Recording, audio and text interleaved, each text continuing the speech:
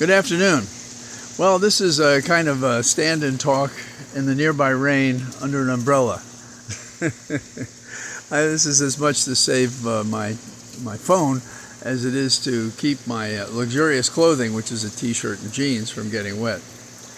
So what kind of news do we have today? Well, we have the kind of news that you expect to have in Florida, maybe. There's a Utah mom who is believed to have poisoned her husband with fentanyl in cocktails she gave him. And why would she do such a thing? Well, apparently she also got a $2 million life insurance policy on him, so I think that's the motive.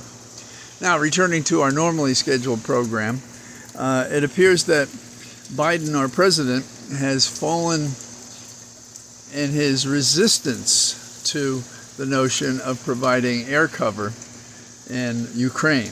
And we've had Zelensky's been asking for some time for this, and now I guess he's proven enough that he has the fight perhaps to carry this off, and there's been pressure put on Biden, and we're going to give F-16 training, but others are going to provide the planes, as I understand it.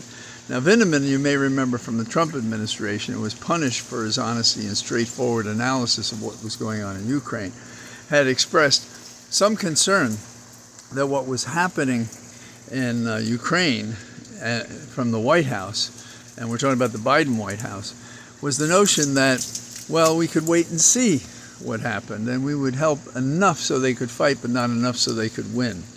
This may reflect a change in that policy. We'll just have to wait and see. It's kind of interesting that Zelensky is going to go to the G7 summit, and that's a change as well.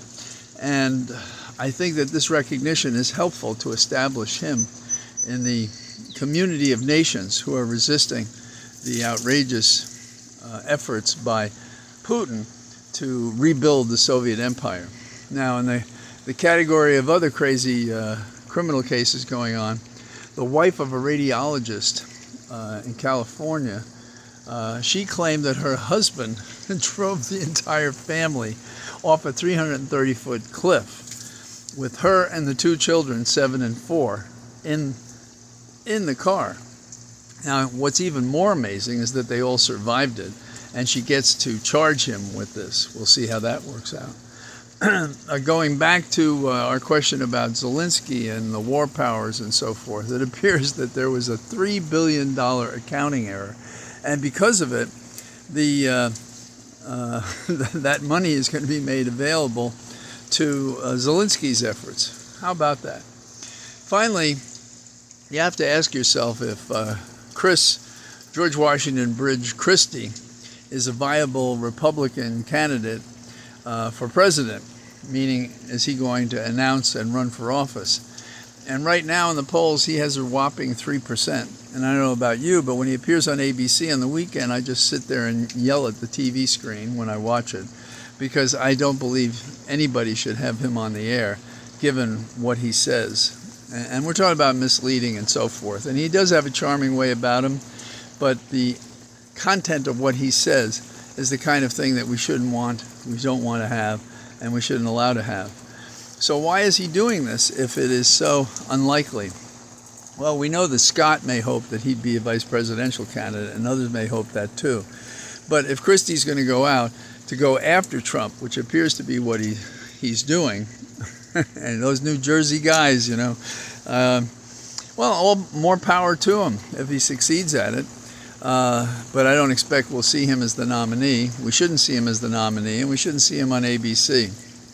While we have a day like this in which it's raining, I think we should think about how we make peace with our own psychological selves when we have such terrible choices made by our elected leaders. Now, I understand they're back at the table again talking about the debt ceiling, and they're preparing us all for coming away from these meetings with unfavorable collections of proposals to close the deal.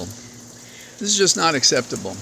The debt limit, perhaps the president should cut his teeth on the 14th Amendment, the 4th section, and say, I'm increasing the debt limit. Go pound sand, see you in court. Because this is no way to run a government. I put up yesterday, I believe, an interview with JFK after he'd been in office 2 years. That is, he's at a time of the midterm elections. And he's talking about the slight change, that whether or not he could work with it.